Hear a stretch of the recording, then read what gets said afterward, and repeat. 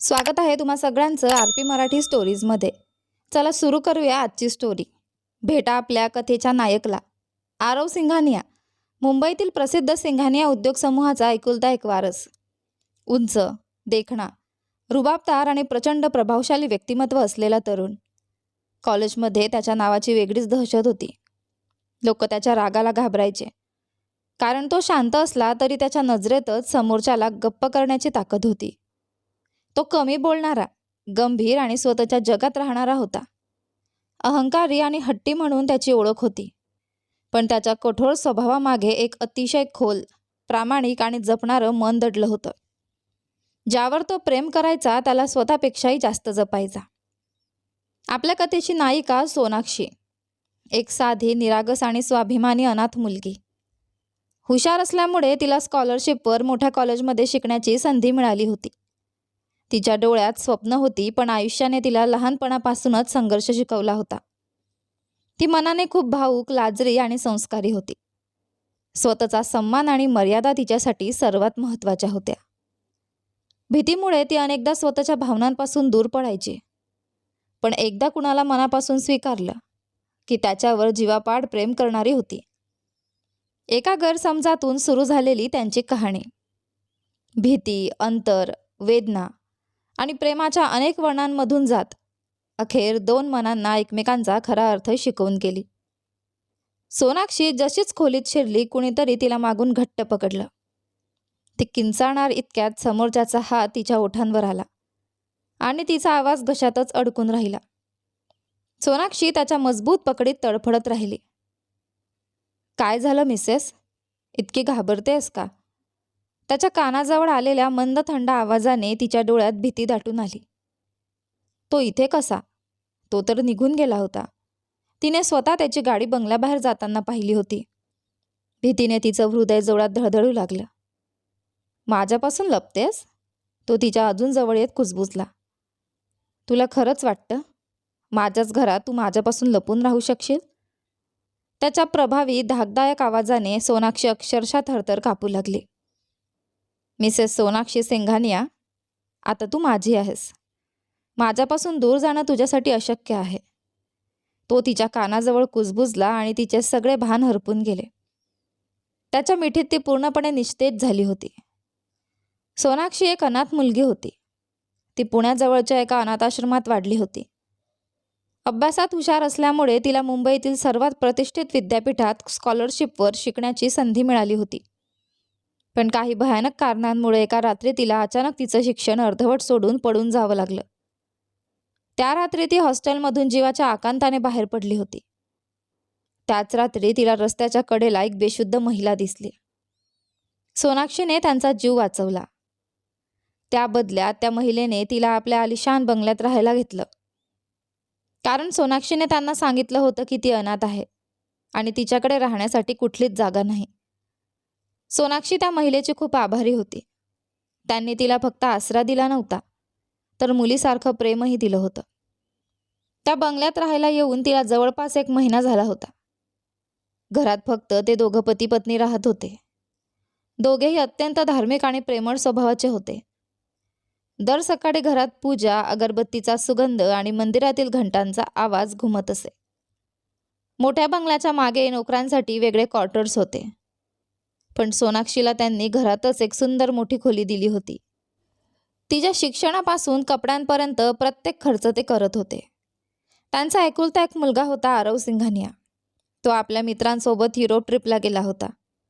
सोनाक्षी त्या घरात हळूहळू आनंदी राहायला शिकत होती, पण तिच्यावर खरी वीज तेव्हा कोसळली जेव्हा एका महिन्यानंतर आरव सिंघानिया परत आला. कारण तो दुसरा तिसरा कुणी नसून तोच माणूस होता, ज्याच्यापासून घाबरून ती विद्यापीठ सोडून पडून आली होती. दुसरीकडे आरवही तिला समोर पाहून क्षणभर स्तब्ध झाला होता. ही तीच मुलगी होती जिने महिनाभरापूर्वी संपूर्ण कॉलेजसमोर त्याच्या गालावर थप्पड मारली होती आणि त्यानंतर अचानक गायब झाली होती. आरवच्या परत येण्यापासून सोनाक्षी सतत भीतीच्या सावलीत जगू लागली, कारण हाच तो माणूस होता ज्याच्या भीतीने तिने तिची स्वप्न, तिचं शिक्षण, सगळं काही मागे सोडलं होतं. पण नियतीला कदाचित काही वेगळंच मान्य होतं, कारण ज्या माणसापासून पळून जाण्यासाठी ती जगाच्या टोकाला गेली होती, नशीब तिलाच पुन्हा त्याच्या दारात आणून उभं केलं होतं. या एका महिन्यात सोनाक्षीचं त्या लोकांशी इतकं भावनिक नातं जुळलं होतं की तो भला मोठा बंगला आता तिला स्वतःचं घर वाटू लागला होता. अचानक हे सगळं सोडून पुन्हा पळून जाणं तिच्यासाठी अजिबात सोपं नव्हतं. आणि ती गेली तरी कुठे गेली असती? तिच्याकडे राहायला स्वतःचं असं कोणतंच ठिकाण नव्हतं. खूप प्रयत्नांनी तिने स्वतःचं मन कठोर केलं होतं आणि त्या घरात राहण्याचा निर्णय घेतला होता. त्यात आरव सिंघानियाची सततची शांतता तिला थोडी हिंमत देत होती. कदाचित तो सगळं विसरला असेल असं ती स्वतःलाच समजावत होती. तिला त्या घरात येऊन आता 1 आठवडा झाला होता. पण आरव तिच्याकडे अशा प्रकारे दुर्लक्ष करत होता जणू तिच्या अस्तित्वाने त्याला काहीच फरक पडत नव्हता. हेच कारण होतं की सोनाक्षीनेही स्वतःला शांत ठेवायला सुरुवात केली होती. ती हे घर सोडू शकत नव्हती. पण आरवच्या शांततेनंतरही तिच्या मनातली अस्वस्थता काही कमी होत नव्हती. तिच्या हृदयावर प्रत्येक क्षणी एक अनोळखी भीतीचं सावट असायचं. आरवला तिने मारलेली थप्पड आठवत होती की नाही हे तिला माहीत नव्हतं, पण ती स्वतः मात्र ते सगळं विसरूच शकत नव्हती. आणि मग एका दिवशी अचानक उषा सिंघानिया यांनी तिच्यासमोर अशी गोष्ट ठेवली ज्याने तिच्या पायाखालची जमीनच सरकली. सोनाक्षी, मला तू माझ्या सुनेच्या रूपात या घरात हवी आहेस. त्यांच्या डोळ्यात माया होती. त्या पुढे म्हणाल्या, आरवसाठी मला तुझ्यासारखीच साधी, समजूतदार आणि संस्कारी मुलगी हवी होती. हे ऐकताच सोनाक्षीच्या चेहऱ्याचा रंग उडाला. भीतीने तिचं संपूर्ण शरीर गार पडलं. पण मग तिने स्वतःलाच समजावलं, आरव सिंघानिया तिच्यासारख्या साध्या मुलीला कधी स्वीकारेल? हे अशक्य होतं. फक्त घरच्यांचा मान राखण्यासाठी आणि स्वतःचा भ्रम टिकवण्यासाठी तिने होकार दिला. कारण तिला पूर्ण विश्वास होता की आरव कधीच या लग्नासाठी तयार होणार नाही. पण तिचा हा भ्रम फार लवकर तुटला. कारण तिच्या होकारानंतर अवघ्या 1 आठवड्यात उषा सिंघानिया यांनी साखरपुड्याची आणि लग्नाच्या विधींची तयारी सुरू केली. घरात पूजा, हळदीची तयारी, फुलांची सजावट, सगळीकडे लग्नाचं वातावरण तयार झालं होतं. आणि बिचारी सोनाक्षी स्वतःच्या गैरसमजात इतकी हरवली होती की तिचं शुद्धीत राहणंच कठीण झालं होतं. तिच्या डोळ्यांसमोर सतत भूतकाळातील दृश्य फिरत होती. तिला मुंबईच्या त्या मोठ्या विद्यापीठात येऊन फक्त 1 आठवडा झाला होता. तेव्हाच तिने संपूर्ण कॉलेजमध्ये आरव सिंघानियाच्या नावाची दहशत ऐकली होती. फक्त काही दिवसातच तिला समजलं होतं की तो अत्यंत बिघडलेला, अहंकारी आणि निर्दयी मुलगा आहे. संपूर्ण कॉलेजमध्ये कुणाचीही त्याच्याशी भिडायची हिंमत नव्हती. सगळे त्याला घाबरत असत. विद्यार्थ्यांचं म्हणणं होतं, आरव सिंघानियापासून जितकं दूर राहशील तितकंच बरं. बऱ्याच जणांना तर तो दिसला तरी वाट बदलायची सवय होती. काही दिवसातच सोनाक्षीच्या मनातही त्याची भीती खोलवर बसली होती. पण एक चांगली गोष्ट होती, त्यांचे विभाग पूर्णपणे वेगळे होते. म्हणून आजवर तिचा त्याच्याशी कधी सामना झाला नव्हता. तिने त्याला कधी पाहिलंही नव्हतं आणि पाहायची इच्छा तर अजिबात नव्हती. सोनाक्षी त्यातच समाधानी होती. पण त्या दिवशी कॉलेजच्या ग्राउंडमधून घाईघाईने जात असताना अचानक ती कोणाशी तरी जोरात धडकली. सॉरी. घाईतच माफी मागत ती तिथून पटकन निघून जाणार होती.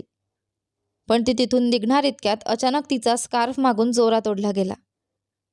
अचानक झालेल्या त्या झटक्यामुळे तिच्या डोक्यावरचा स्कार्फ घसरला. सोनाक्षीने घाईघाईने तो सावरत स्वतःला झाकलं. तिच्या मनात संताप क्षणात उसळला.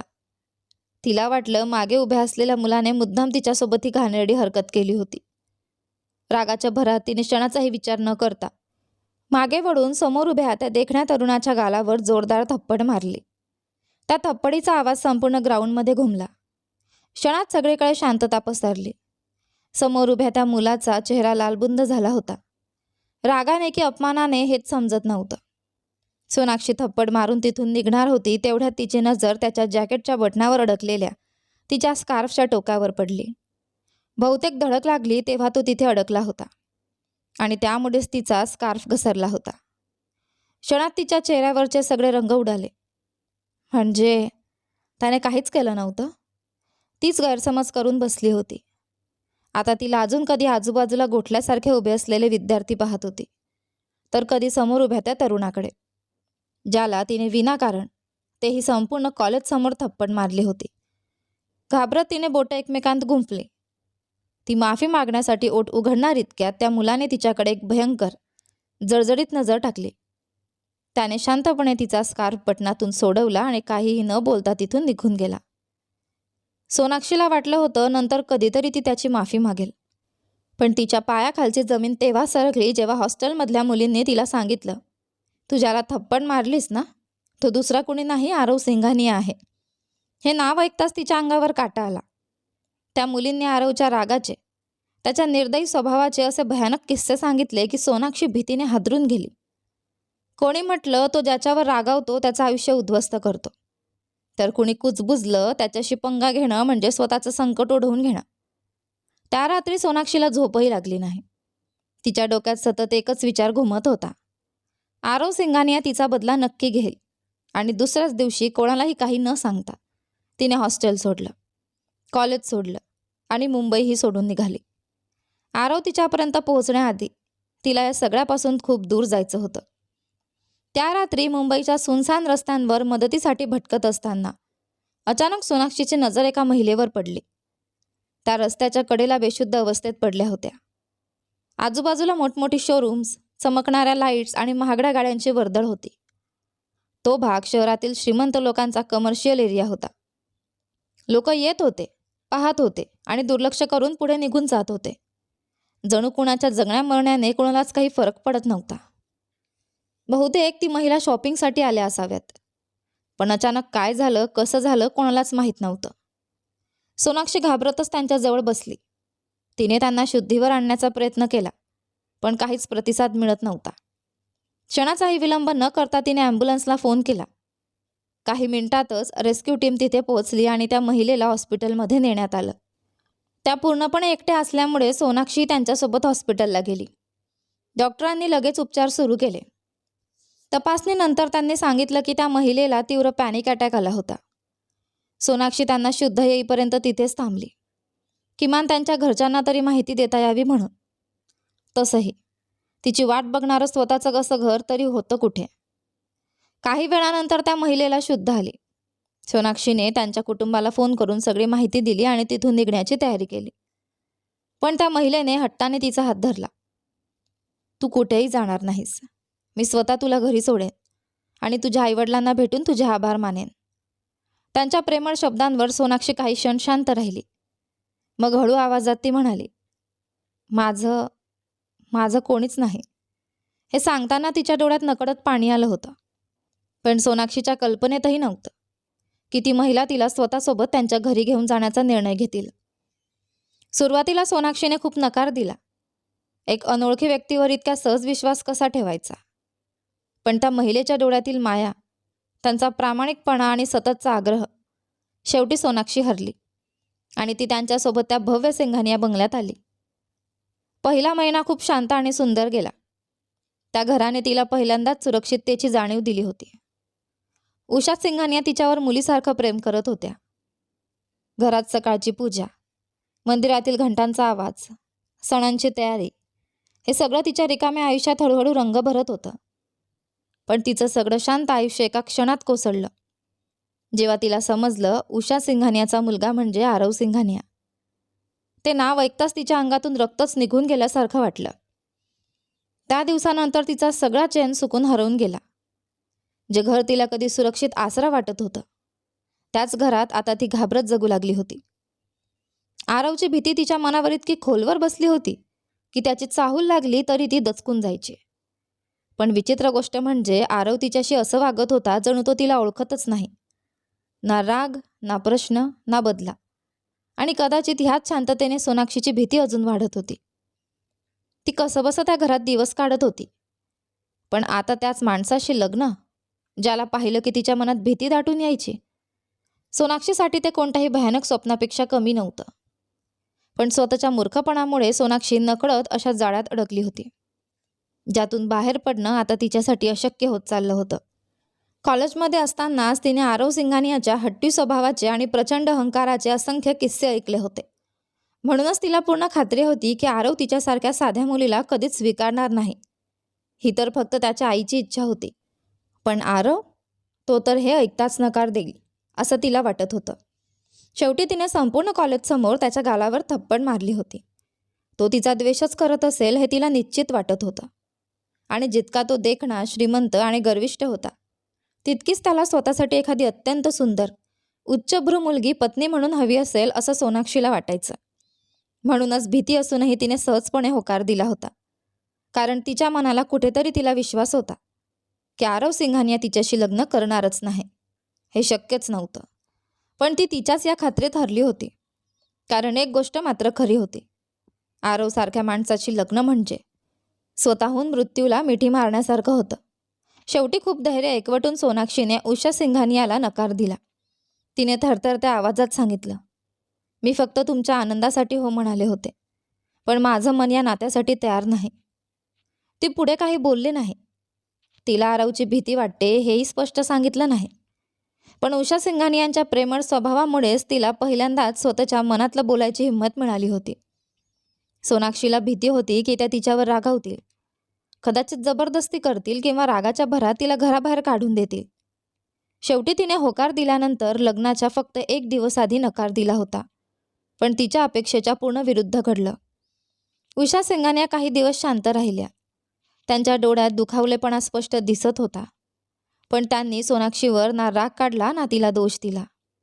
2 दिवसांनी त्या पुन्हा तिच्याशी अगदी पूर्वीसारख्याच प्रेमाने वागू लागल्या. जणू काहीच घडलं नव्हतं. सोनाक्षी मात्र स्वतःच्या नकारामुळे त्यांच्यासमोर खूप अपराधी वाटत होती. पण उषा सिंघानिया यांनी आपल्या शांत, मोठ्या मनाने तिची ती अपराधी भावना हळूहळू दूर केली. त्यांचा एवढा मोठेपणा पाहून सोनाक्षी स्तब्ध झाली होती. आजच्या जगात एवढं समजून घेणारं मन खरंच अस्तित्वात असू शकतं यावर विश्वास ठेवणंही कठीण होतं. उषा सिंघानियांसारख्या इतक्या प्रेमळ आणि मोठ्या मनाच्या स्त्रीचा मुलगा इतका कठोर आणि अहंकारी कसा असू शकतो, हा प्रश्न सोनाक्षीला अनेकदा पडायचा. पण काहीही असो, ती आनंदी होती. कारण किमान एक गोष्ट तरी झाली होती, ती आरवशी लग्न होण्यापासून वाचली होती. हो, त्याची भीती अजूनही तिच्या मनावर तशीच होती. म्हणूनच ती शक्य तितकं त्याच्या समोर जाणं टाळायची. आरवचे व्यक्तिमत्व खूप प्रभावशाली होतं. तो उगाच ओरडणारा किंवा उद्धट नव्हता, पण त्याच्यात एक वेगळीच दडपण आणणारी ताकद होती. तो बहुतेक वेळा शांत आणि गंभीरच असायचा, पण त्याच्या त्या शांततेतच इतका रुबाब आणि अधिकार होता की समोरच्याला गप्प करण्यासाठी त्याची फक्त उपस्थिती पुरेशी होती. सोनाक्षीलाही त्याच्या आसपास असताना नकळत भीती वाटू लागायची. म्हणून तो दिसताच ती एखाद्या कोपऱ्यात किंवा खोलीत जाऊन लपायची. असं करत करत आणखी 1 महिना निघून गेला आणि मग एके दिवशी उषा सिंघानियांचा भाचा त्यांच्या घरी आला. त्याचं नाव होतं अथर्व. अथर्व अत्यंत नम्र, हसतमुख आणि मनमिळाऊ स्वभावाचा होता. तो सोनाक्षीशीही खूप आदराने आणि मैत्रीपूर्ण पद्धतीने बोलायचा. त्याच्या स्वभावातील सहजपणा पाहून सोनाक्षीलाही काही दिवसात त्याच्याशी मोकळेपणाने बोलायला बरं वाटू लागलं. दोघांमध्ये हळूहळू चांगली मैत्री झाली. अथर्व आपल्या गर्विष्ठ कझिन आरवपेक्षा पूर्णपणे वेगळा होता. कारण आरव तर कुणाशी नीट बोलतच नसे. घरात आला की फक्त औपचारिक नमस्कार करायचा आणि सरळ स्वतःच्या खोलीत निघून जायचा. अगदी अथर्वशी सुद्धा त्याचं बोलणं फक्त हाय हॅलो पुरतंच मर्यादित असायचं.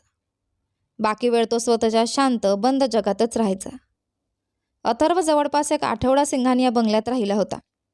त्या काही दिवसात सोनाक्षीचा वेळ खूप छान गेला होता. बऱ्याच दिवसांनी ती मनापासून हसली होती. अथर्वच्या मोकळ्या आणि प्रेमळ स्वभावामुळे ती त्याच्यासमोर सहज राहू लागली होती. तो परत गेल्यानंतर काही दिवसांनी एके संध्याकाळी उषा सिंघानिया यांनी सोनाक्षीला आपल्या खोलीत बोलावलं. त्यांच्या चेहऱ्यावर हलकंसं हसू होतं. सोनाक्षी, माझ्या बहिणीने अथर्वसाठी तुझा हात मागितलाय. हे ऐकताच सोनाक्षी काही क्षण शांत झाली. मग तिने मान खाली घालत हळू आवाजात उत्तर दिलं, मी आधीच एकदा तुमचा प्रस्ताव नाकारून तुम्हाला दुखावला आहे. आता तुम्ही माझ्यासाठी जो निर्णय घ्याल तो मला मान्य असेल. तिचं उत्तर ऐकून उषा सिंघानिया यांनी प्रेमाने तिच्या डोक्यावर हात ठेवला आणि त्या क्षणी त्यांनी आपल्या बहिणीला होकार दिला. एका आठवड्यानंतर सोनाक्षी आणि अथर्वचं लग्न ठरलं. यावेळी सोनाक्षीच्या मनात पहिल्यांदाच शांतता होती. कारण आता ती कायमची आरव सिंघानियाच्या सावलीपासून दूर जाणार होती. दिवस भराभर पुढे सरकत गेले आणि अखेर लग्नाचा दिवस उजाडला. संपूर्ण बंगला रोषणाईने उजळला होता. घरात मंत्रोच्चार, फुलांचा सुगंध आणि लग्नाची लगबग पसरली होती. सोनाक्षी लाल रंगाच्या नवरीच्या जोडक्यात शांत बसली होती. पण वेळ पुढे सरकत होता आणि वर अजूनही आला नव्हता. दुपार संध्याकाळमध्ये बदलली. उषा सिंघानिया वारंवार आपल्या बहिणीला फोन करत होत्या. तिकडूनही चिंताग्रस्त आवाज येत होता. अथर्व सकाळी कामासाठी बाहेर गेला होता. पण अजून परतलाच नाही. हळूहळू पाहुण्यांमध्ये कुजबूज सुरू झाली. लोक वेगवेगळ्या चर्चा करू लागले. त्या क्षणी सोनाक्षीसारख्या अनाथ मुलीच्या सन्मानाची काळजी घेत उषा सिंघानियांचे पती यांनी एक कठीण निर्णय घेतला. त्यांनी सोनाक्षीचं लग्न स्वतःचा मुलगा आरव सिंघानियासोबत लावण्याचा निर्णय घेतला. हे ऐकून सोनाक्षी पूर्णपणे निशब्द झाली. पण त्या क्षणी ती इतकी तुटून गेली होती की विरोध करण्याची ताकदही तिच्यात उरली नव्हती. काही क्षणांतच मंत्र उच्चारले गेले. 7 फेरे पूर्ण झाले आणि सोनाक्षी कायमची आरव सिंघानियाच्या नावाने बांधली गेली.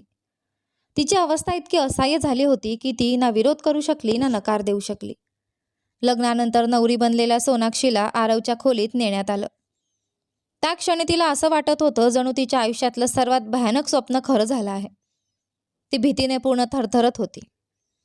ज्या माणसाला पाहून ती जगात सर्वात जास्त घाबरायची, आता ती त्याच्याच खोलीत त्याची वाट पाहत बसली होती. तिला असं वाटत होतं जणू ती स्वतःच्या मृत्यूची वाट पाहते. धैर्य एकवटून ती हळूच उठली.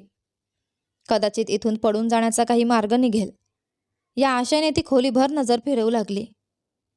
पण तेवढ्यात खोलीचं दार उघडलं आणि आरव सिंघानिया आपल्या नेहमीच्या रुबाबात आत आला. त्याच्या व्यक्तिमत्वात नेहमीसारखा दबदबा होता. सोनाक्षी जागेवरच गोठून गेली. आरवने तिच्याकडे एक नजर टाकली आणि क्षणात सगळा प्रकार त्याच्या लक्षात आला. आरव सिंघानियाला तिच्या चेहऱ्याकडे पाहताच समजलं होतं की ती पुन्हा पडून जाण्याचा विचार करत आहे. तो शांतपणे तिच्याकडे पुढे सरकला आणि सोनाक्षी घाबरून लगेच मागे सरकली. मागे जाताना ती कपाटाला धडकली. आरव काही क्षण तिच्याकडे स्थिर नजरेने पाहत राहिला. त्या नजरेत एक वेगळीच कठोरता होती. मग तिच्याजवळ जाण्याऐवजी तो शांतपणे ड्रेसिंग टेबलजवळ गेला. काही न बोलता त्याने आपल्या शर्टचे कफ उघडले, हातातील घड्याळ काढला आणि मग गंभीर आवाजात म्हणाला, "मी कपडे बदलायला जातोय. तूही हा नवरीचा ड्रेस बदलून घे." तो काही क्षण थांबला, मग तिच्याकडे न पाहताच पुढे म्हणाला, "आणि हो, इथून पळून जाण्याचा किंवा कुठे लपण्याचा प्रयत्न करू नकोस." त्याचा आवाज आता अधिक थंड झाला होता. "कारण माझ्या शत्रूंशी मी किती कठोरपणे वागतो याची तुला कल्पनाही नाही." हे बोलून आरव वॉशरूममध्ये निघून गेला. आधीच घाबरलेल्या सोनाक्षीच्या मनात त्याच्या शब्दांनी आणखी भीती भरली.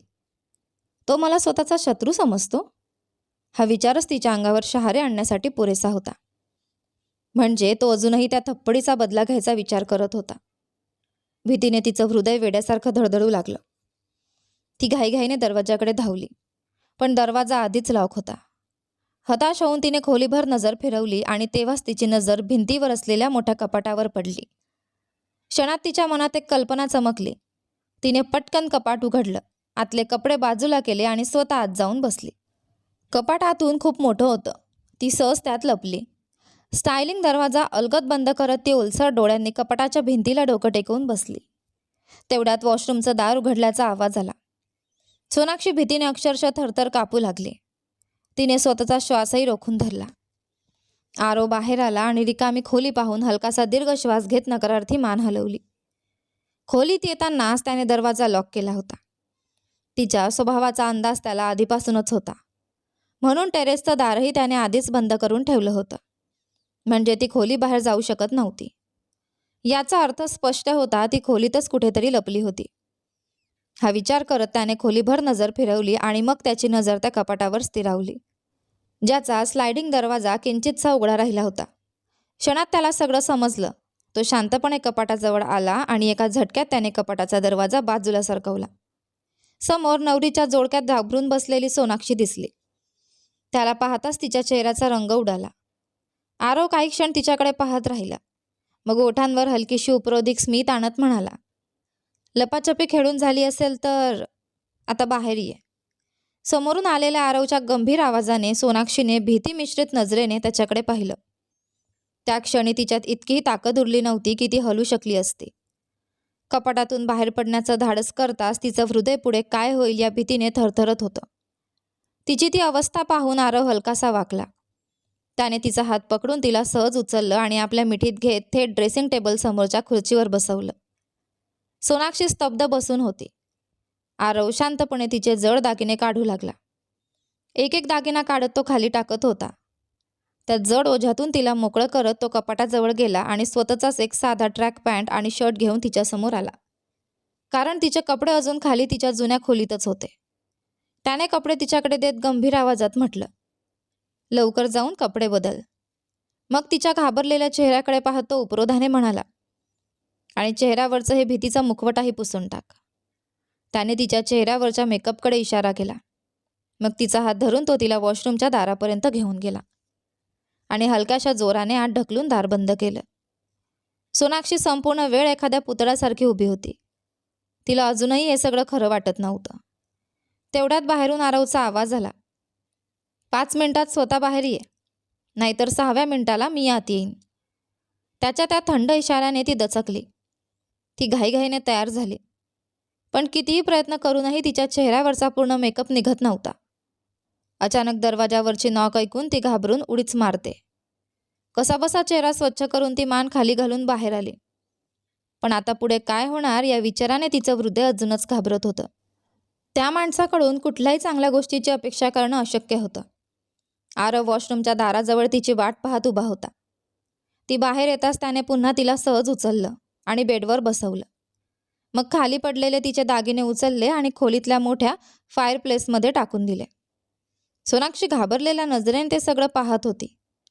ते दागिने आणि तिचा नवरीचा लेहंगा हे सगळं तिच्या होणाऱ्या सासरकडून आलेलं होतं. पण आरव तिथेच थांबला नाही. तो वॉशरूममधून तिच्या लग्नाचा जोडा घेऊन आला आणि तोही सरळ आगीत फेकून दिला. सोनाक्षीच्या अंगावर काटा आला. त्या क्षणी तिच्या मनात एकच विचार घुमत होता, हा माणूस खरंच धोकादायक आहे. तिच्या कल्पनेपेक्षाही जास्त धोकादायक. आणि सगळ्यात भयानक गोष्ट म्हणजे आता ती कायमची त्याची पत्नी झाली होती. आरव तिच्या जवळ येऊन बसला. सोनाक्षी घाबरून डोळे घट्ट मिटून बसली. जणू त्यामुळे ती सुरक्षित राहील. आरव बेडवर आडवा होत तिला हलकेच आपल्या जवळ ओढून घेतो. घाबरून सोनाक्षीने डोळे उघडले आणि समोर त्या देखण्या पण धाकदायक चेहऱ्याकडे पाहताच तिचा श्वास अडकला. आरव बराच वेळ शांतपणे तिच्याकडे पाहत राहिला. त्याच्या त्या खोल नजरेने सोनाक्षीचं मन अजूनच घाबरून गेलं. शेवटी धैर्य एकवटून ती थरथरत्या आवाजात म्हणाली, मी ते सगळं मुद्दाम केलं नव्हतं. प्लीज मला माफ करा. तिने तुटक शब्दात कसंबसं वाक्य पूर्ण केलं. काही क्षण शांतता पसरली. मग आरवचा मंद पण धारदार आवाज ऐकू आला, तुला खरंच वाटतं तू जे केलंस ते माफ करण्यासारखं होतं? त्या शब्दांनी सोनाक्षीच्या आत्म्यालाच जणू जखम झाली. म्हणजे तो अजूनही त्याच गोष्टीवर ठाम होता. तो तिला माफ करणार नव्हता. आरवने डोळे मिटले आणि शांतपणे म्हणाला, आत्ता शांत झोप. आपल्यामध्ये अजून खूप हिशेब बाकी आहेत. तो काही क्षण थांबला. पूर्ण आयुष्य पडलंय ते सगळं चुकतं मुक्त मिटवायला. आता तर आपल्याला एकत्रच जगायचं आहे.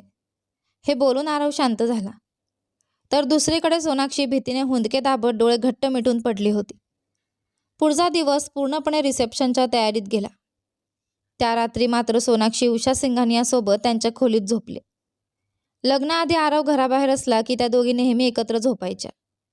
आणि आजही आरव आपल्या काही मित्रांसोबत बाहेरच थांबणार होता. आरवच्या मित्रांचा मुक्काम त्या रात्री सिंघानिया बंगल्यातच होता. म्हणून त्या रात्री सोनाक्षी सहजपणे आरवपासून दूर राहू शकली होती. त्यानंतर हळूहळू आयुष्य पुन्हा नेहमीसारखं दिसू लागलं, किमान वरून तरी. रोज रात्री उषा सिंघानियासोबत वेळ घालवल्यानंतर सोनाक्षी वरच्या मजल्यावर जायची. पण आरवच्या खोलीत जाण्याऐवजी ती स्टडी रूममध्ये बसून राहायची. जोपर्यंत तिला खात्री होत नसे की आरव झोपला आहे. घरातल्या नोकराणीने तिला सांगितलं होतं की आरव वेळेचा खूप पक्का आहे. तो रोज जवळपास रात्री 11 वाजता झोपायचा आणि सकाळी 9 वाजताच उठायचा. सोनाक्षीनेही हे आधीच लक्षात घेतलं होतं. त्याच्या आयुष्यातली प्रत्येक गोष्ट ठरलेल्या वेळेनुसार चालायची. आणि कदाचित ह्याच कारणामुळे एकाच घरात राहूनही ती इतके दिवस त्याच्यापासून लपून राहू शकली होती. आरव झोपल्यानंतरच ती खोलीत जायची आणि सकाळी तो उठण्याआधीच बाहेर पडायची. तिची मजबुरी अशी होती की वरच्या मजल्यावरचे बाकी सगळे रूम लॉक होते. स्टडी रूम खूप थंड होती आणि तिथे झोपण्यासाठी सोफा किंवा बेडसुद्धा नव्हता. म्हणून नाईलाजाने तिला आरवच्या खोलीत जावं लागायचं. पण तरीही ती पूर्ण प्रयत्न करत होती की त्याचा सामना होऊ नये. असं करत करत त्यांच्या लग्नाला 1 आठवडा झाला आणि अजूनही सोनाक्षी त्याच्यापासून लपण्यात यशस्वी ठरली होती. त्या पहिल्या रात्री आरवने बोललेले शब्द अजूनही तिच्या मनात जिवंत होते. आपल्यामध्ये अजून खूप हिशोब बाकी आहेत. हा आवाज सतत तिच्या मनात घुमत राहायचा. म्हणूनच ती प्रत्येक क्षणी त्याच्यापासून दूर राहण्याचा प्रयत्न करत होती. कारण आता तो फक्त तिची भीती नव्हता, तो तिचा नवरा होता. त्या दिवशी उषा सिंघानिया यांनी तिला खाली बोलावलं होतं. ती हॉलकडे जात असतानाच अचानक तिच्या कानावर आरवचा आवाज पडला. तो आपल्या आईला सांगत होता की तो मित्रांसोबत बाहेर जात आहे आणि रात्री तिथेच थांबणार आहे. हे ऐकताच सोनाक्षी नकळत त्याच्या मागे गेली. तिने स्वतःच्या डोळ्यांनी त्याला गाडीत बसताना पाहिलं आणि गाडी मेन गेटच्या बाहेर निघून जातानाही. त्या क्षणी तिने सुटकेचा मोठा श्वास घेतला. किमान आजची रात्र तरी ती निर्धास्त झोपू शकणार होती.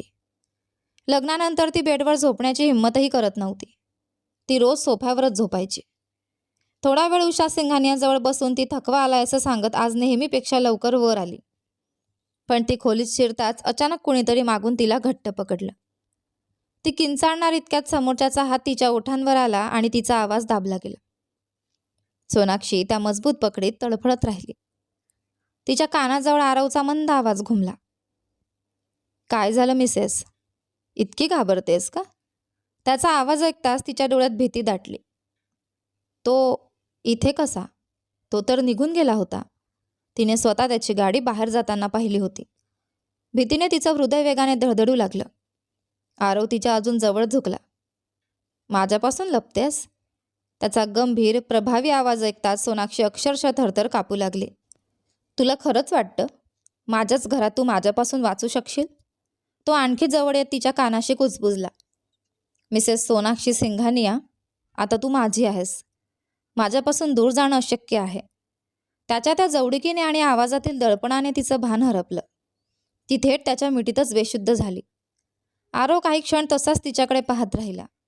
त्याच्या हातात निश्चल पडलेला तिचा निरागस चेहरा, तिच्या मंद श्वासांचा आवाज तो शांतपणे अनुभवत राहिला. मग तिला काळजीपूर्वक उचलून तो बेडकडे गेला आणि अलगद तिला बेडवर झोपवलं. तिच्यावर ब्लँकेट व्यवस्थित पांघरून आरव समोरच्या सिंगल सोफ्यावर जाऊन बसला आणि बराच वेळ शांतपणे तिच्या बेशुद्ध चेहऱ्याकडे पाहत राहिला. त्या रात्रीनंतर सोनाक्षीच्या मनातली भीती आणखी वाढली होती. पण विचित्र गोष्ट म्हणजे त्या घटनेनंतर आरवने तिला पूर्णपणे तिच्या अवस्थेवर सोडून दिलं होतं. त्याने पुन्हा कधी तिच्या समोर जाण्याचा प्रयत्न केला नाही, ना तिच्याशी बोलण्याचा ना तिला जवळ करण्याचा. असं करत करत त्यांच्या लग्नाला 1 महिना झाला. आता उषा सिंघानिया आणि घरातले नोकरसुद्धा लक्ष देऊ लागले होते की त्या दोघांमध्ये काहीतरी बरोबर नाही. ते दोघं एकमेकांपासून इतके दूर राहत होते की कुठल्याही कोणातून ते नवरा बायको वाटत नव्हते. जणू त्यांच्यात कोणतंच नातं अस्तित्वात नव्हतं. दोघेही एकमेकांसाठी पूर्ण अनोळखी असल्यासारखे वागत होते आणि त्यांच्यामधली ही थंड भिंत आता सगळ्यांनाच जाणवू लागली होती. शेवटी उषा सिंघानिया यांनी त्यांच्या नात्यात जवळीक निर्माण व्हावी म्हणून एक निर्णय घेतला. त्याने आरव आणि सोनाक्षीला शहराबाहेर महाबळेश्वरच्या डोंगरांमध्ये असलेल्या त्यांच्या फार्म हाऊसवर काही दिवसांसाठी पाठवायचं ठरवलं. त्यांना वाटत होतं एकांतात वेळ घालवल्यावर कदाचित दोघांमधलं अंतर कमी होईल. उषा सिंघानिया यांच्या आग्रहामुळे दोघांनी आपापलं सामान पॅक केलं आणि महाबळेश्वरकडे निघाले. फार्म हाऊसवर पोहोचल्यावर आरवने तिच्याकडे एकदाही न पाहता सरळ स्वतःच्या खोलीकडे पावलं वळवली. त्या दिवशी ती त्याच्या मिठीत बेशुद्ध पडली होती. त्या रात्रीनंतर तो जणू तिच्याशी पूर्णपणे अनोळखी झाला होता. आजही संपूर्ण प्रवासात तो एक शब्दही बोलला नव्हता. इथे आल्यावरही तो तिला पूर्णपणे दुर्लक्षित करत स्वतःच्या खोलीत निघून गेला.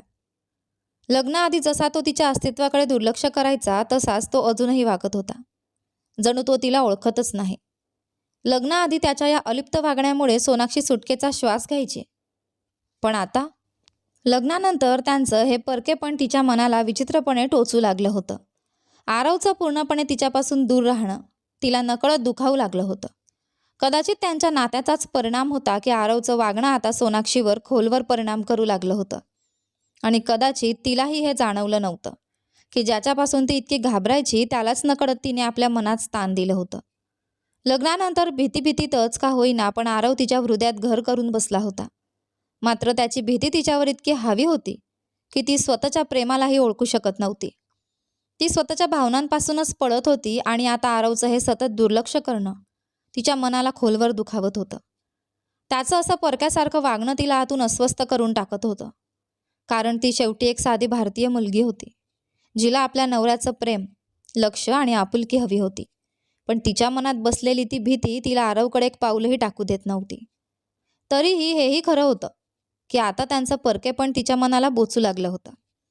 सोनाक्षीने एक नजर त्या विशाल फार्म हाऊसवर फिरवली. मोठा हॉल, लांबच लांब कॉरिडॉर आणि समोर रांगेत असलेल्या अनेक खोल्या, ज्यापैकी एका खोलीत आरव नुकताच जाऊन बंद झाला होता. या सुनसान फार्म हाऊसमध्ये सोनाक्षीला विचित्र भीती वाटू लागली. मुंबईतला सिंघानिया बंगला देखील मोठाच होता, पण तिथे उषा सिंघानिया होत्या, त्यांचे पती होते आणि नोकरचाकरांची सतत वर्दळ असायची. पण इथे हे फार्म हाऊस डोंगरांच्या एका निर्जन भागात होतं. आसपास शांतता आणि थंड वारा याशिवाय काहीच नव्हतं. इथे कुणीच नव्हतं. त्या शांततेत सोनाक्षीला स्वतःचं एकटेपण अधिकच जाणवू लागलं. तिच्या अंगावर नकळत शहारे आले. ती पटकन आरवच्या खोली शेजारच्या खोलीत जाऊन शिरली. नात्याने ते नवरा बायको होते, पण त्यांच्या नात्यात जवळीक नावाची गोष्टच नव्हती. दोघं इतके दुरावलेले होते की एकाच खोलीत राहणंही त्यांना शक्य नव्हतं. स्वतःच्या खोलीत आल्यावर सोनाक्षीला तीव्रतेने जाणवलं ती आपल्या नवऱ्याच्या उपस्थितीत सुद्धा किती एकटी आहे. त्या जाणीवेने तिचं मन अधिकच जड झालं. त्यांना फार्म हाऊसवर येऊन 4 दिवस झाले होते. फार्म हाऊसची देखभाल खानकाका करत होते. त्यांची वृद्ध पत्नी आणि 12 वर्षांची मुलगी दिवसभर साफसफाई आणि स्वयंपाकाचं काम पाहायच्या. मात्र संध्याकाळ झाली की ते तिघेही जवळच्या गावात आपल्या घरी परत जायचे. दिवसभर त्या मायलेकींसोबत सोनाक्षीचा वेळ बराच चांगला जायचा. पण रात्र पडताच तिच्या मनात पुन्हा एकटेपणाचं ओझं दाटून यायचं. त्या रात्रीही ती उदास मनाने झोपायचा प्रयत्न करत होती. तेवढ्यात अचानक आकाशात मोठ्याने ढगांचा कळकळाट झाला. सोनाक्षी घाबरून दचकली. संध्याकाळपासूनच वातावरण ढगाळ होतं आणि आता मुसळधार पावसाची चिन्ह दिसत होती. बाहेर प्रचंड थंडी होती. ती पटकन रूम हीटरची स्पीड वाढवत ब्लँकेटमध्ये शिरली. खोलीतील सगळे दिवे तिने मुद्दाम चालू ठेवले होते, कारण इथे आल्यापासून ती रात्री दिवे बंद करून झोपूच शकत नव्हती. अचानक बाहेर वादळाचा भीषण आवाज घुमला आणि त्या क्षणी लाईट गेली. संपूर्ण खोली काळोखात बुडाली. सोनाक्षी भीतीने स्वतःमध्येच आकसली. बाहेरचं वादळ, विजांचा आवाज आणि तो अंधार तिला पूर्णपणे घाबरवून टाकत होता. शेवटी ती स्वतःला थांबवू शकली नाही. भीतीने किंचाळत ती खोली बाहेर धावली आणि सरळ शेजारच्या खोलीत आली. आरव त्या सगळ्यापासूनच अनभिज्ञ गाढ झोपेत होता. आरव, तिच्या घाबरलेल्या आवाजाने तो दचकून जागा झाला. समोर रात्रीच्या त्यावेळी सोनाक्षीला पाहून तो काही क्षण चकित झाला. सोनाक्षी थरथरत उभी होती. मी इथे झोपू का? मला एकटीला खूप भीती वाटते. ती कसाबसा शब्द जोडत म्हणाली. तिची अवस्था पाहून आरव काही न बोलता बाजूला सरकला. सोनाक्षी लगेच बेडच्या एका टोकाला जाऊन झोपली. तरीही ती भीतीने सतत थरथरत होती आणि अचानकच बाहेर जोरात वीज कडाडली. त्या आवाजाने घाबरून ती किंचाळली आणि नकळत काही अंतरावर झोपलेल्या आरवला घट्ट बिलगली. आरवला तिचं अचानक इतकं जवळ येणं काही क्षणांसाठी स्तब्ध करून गेलं होतं. पण तिचं भीतीने थरथरणारं शरीर पाहताच त्याने शांतपणे आपला हात तिच्या भोवती घट्ट गुंडाळला. सोनाक्षी त्याच्या मिठीत शिरूनही सतत थरथरत होती. कितीतरी वेळ दोघं तसंच शांत पडून राहिले, एकमेकांच्या इतक्या जवळ, पण तरीही शब्दांविना. मात्र झोप दोघांच्याही डोळ्यांपासून दूर होती. अचानक त्या शांततेत आरवचा मंद आवाज घुमला. सोनाक्षी. त्याच्या हाकेत एक विचित्र थकवा होता, जणू कित्येक वर्षांचं ओझं त्या एका शब्दात उतरलं होतं. हं. तिच्या घशातून फक्त हलकासा आवाज बाहेर पडला. काही क्षण शांतता पसरली. मग आरव हळू आवाजात म्हणाला, मी खरंच इतका भयानक आहे का, की तुम्हाला नवरा म्हणून स्वीकारायलाही भीती वाटते? त्याचा प्रश्न ऐकून सोनाक्षी काही क्षण निशब्द झाली. नाही. तुम्हाला असं का वाटतं? तिने उलट प्रश्न केला. समोरचा तो देखणा तरुण, ज्याला पाहून कुणीही क्षणभर हरवून जाईल, तो स्वतःला भयानक म्हणत होता. हेच सोनाक्षीला आश्चर्यचकित करून गेलं. आरव हलकसा हसला. मग तुझं माझ्यापासून एवढं घाबरणं मला वाटायला लावतं की कदाचित मी खूपच भयंकर दिसत असेन. त्याच्या त्या शब्दांनी सोनाक्षी दचकली. मी त्या कारणाने तुमच्यापासून घाबरत नाही, ती नकळत बोलून गेली. मग का घाबरतेस? आरवचा आवाज आता अधिक गंभीर झाला. कारण जाणून घ्यायचंय मला. सोनाक्षी अंधारात त्याच्याकडे पाहत राहिली. शेवटी तिने हळू आवाजात उत्तर दिलं. मला भीती वाटते की तुम्ही त्या थप्पडीचा बदला म्हणून मला दुखवाल. हे ऐकून आरव अक्षरशः गोंधळला. कसला बदला? त्याने भुवया उंचावत विचारलं. त्या थप्पडीचा. सोनाक्षीचं उत्तर ऐकून आरव काही क्षण तिच्याकडे पाहतच राहिला. मग हलक्या आश्चर्याने म्हणाला, तुला खरंच वाटतं मी अजूनही त्या थप्पडीचा बदला घ्यायचा विचार करतोय? तो थोडा सरळ होत तिच्याकडे पाहू लागला. इतके दिवस तू माझ्या घरात आहेस. तुझ्या मते मला बदला घ्यायचाच असता तर मी आत्तापर्यंत काही करू शकलो नसतो? सोनाक्षी शांत झाली.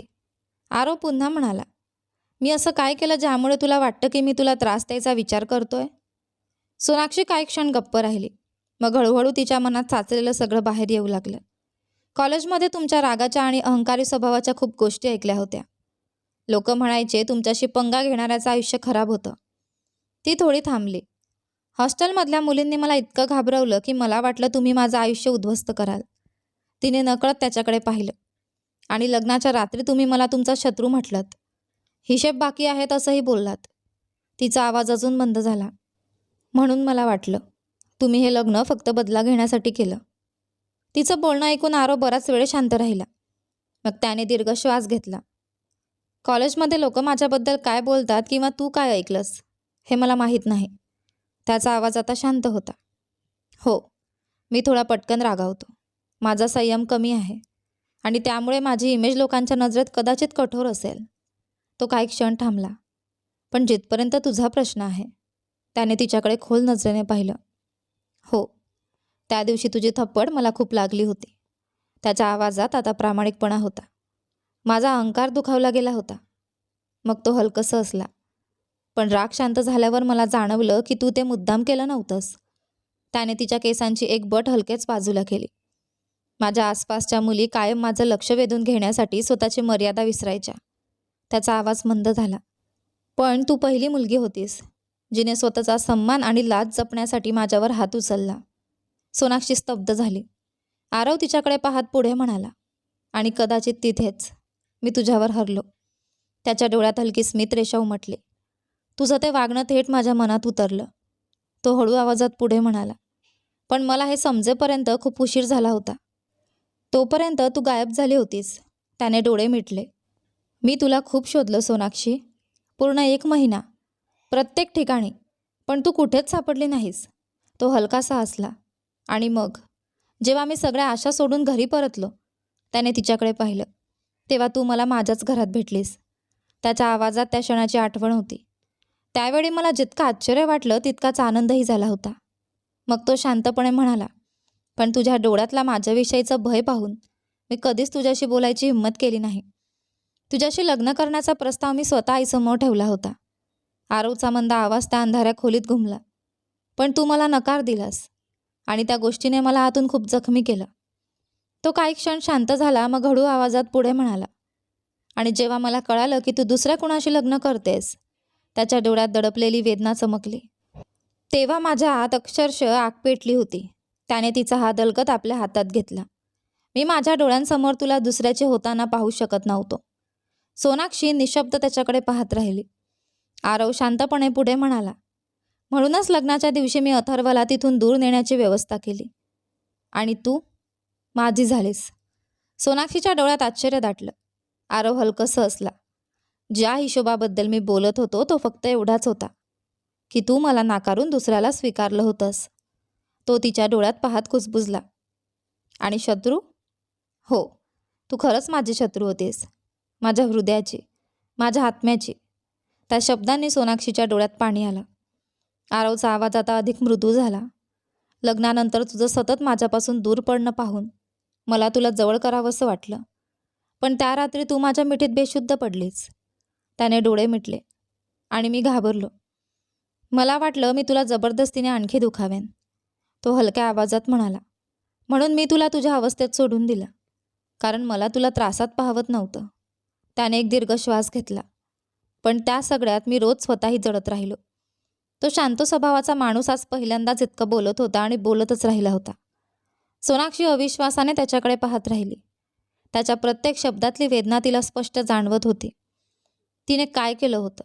स्वतःच्या भीतीत आणि गैरसमजात तिने दोघांनाही शिक्षा दिली होती, स्वतःलाही आणि त्यालाही. सोनाक्षीच्या डोळ्यांतून मोत्यांसारखे अश्रू वाहू लागले. ती रडत रडत त्याच्या छातीत चेहरा लपवत म्हणाली, मला माफ करा. माझ्या भीतीमुळे आणि मूर्खपणामुळे मी तुम्हाला खूप दुखावलं. प्लीज मला माफ करा. आरवने तिला आणखी घट्ट मिठीत घेतलं. त्याच्या आवाजात हलकीशी ऊब होती. जर मी तुला माफ केलं तर तू माझ्यापासून दूर पडणं आणि असं रडणं थांबवशील? तो तिच्या कपाळावर अलगद ओठ टेकवत कुजबुजला.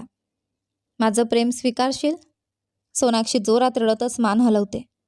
मी फक्त तुम्हालाच नाही तर स्वतःलाही त्रास देत होते. ती हुंदके देत म्हणाली. स्वतःच्या प्रेमापासूनच दूर पळत होते. तिच्या त्या कबुलीने जणू आरवच्या वर्षानुवर्षांचा जखमांवर मलम पडला. त्याचं मन आतून शांत झालं. त्याने प्रेमाने सोनाक्षीला पुन्हा आपल्या मिठीत सामावून घेतलं. बाहेर अजूनही पाऊस कोसळत होता, पण त्या रात्री दोन मनांमधली वर्षांची दरी अखेर मिटली होती. त्या वादळी रात्रीनंतर आरव आणि सोनाक्षीचं आयुष्य पूर्णपणे बदललं. ज्या दोन मनांमध्ये गैरसमज, भीती आणि अंतर होतं, तिथे आता विश्वास, प्रेम आणि आपुलकीने जागा घेतली होती. सोनाक्षी आता आरवपासून घाबरत नव्हती. उलट त्याच्या शांत स्वभावामागचं खरं प्रेम तिला दिसू लागलं होतं. आणि आरव, जो सगळ्यांसमोर कठोर आणि रुबाबदार दिसायचा, तो सोनाक्षीसमोर हळूहळू पूर्णपणे वेगळा होत गेला. तिची काळजी घेणारा, तिच्या छोट्या छोट्या गोष्टी लक्षात ठेवणारा आणि तिच्या एका हास्यासाठी जग जिंकायला तयार असणारा. महाबळेश्वरहून परतल्यानंतर उषा सिंघानिया यांनाही त्यांच्या नात्यातला बदल स्पष्ट जाणवला. आता घरात पुन्हा हसू ऐकू येऊ लागलं होतं. सोनाक्षीच्या चेहऱ्यावरची भीती नाहीशी झाली होती आणि तिच्या जागी शांत आनंद दिसू लागला होता. काही महिन्यांनंतर सोनाक्षीने पुन्हा शिक्षण सुरू केलं. यावेळी तिच्या प्रत्येक पावलावर आरव तिच्यासोबत उभा होता. ज्या मुलीने कधी भीतीमुळे स्वतःची स्वप्न सोडली होती, तीच मुलगी आता आत्मविश्वासाने स्वतःचं आयुष्य जगत होती. आणि आरव, तो आजही तिच्याकडे तसाच पाहायचा जसं पहिल्यांदा त्या थप्पडीनंतर पाहिलं होतं. फरक फक्त एवढाच होता, त्यावेळी त्याच्या डोळ्यात हट्ट होता आणि आता निस्सीम प्रेम होतं.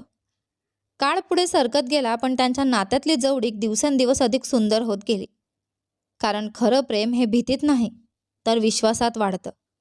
आणि अनेकदा ज्यांच्यापासून आपण सर्वात जास्त घाबरतो, तेच लोक आपल्या आयुष्यात सर्वात सुरक्षित आसरा बनतात. या कथेतून मिळणारी शिकवण: गैरसमज आणि भीती माणसाला स्वतःच्या आनंदापासून दूर नेतात, पण जेव्हा नात्यात संवाद, विश्वास आणि समजूतदारपणा येतो, तेव्हा कोणतंही नातं सुंदर बनू शकतं. खरं प्रेम कधीच जबरदस्तीने मिळत नाही. ते संयम, आदर आणि मनापासून जपलेल्या भावनांनी हळूहळू फुलतं.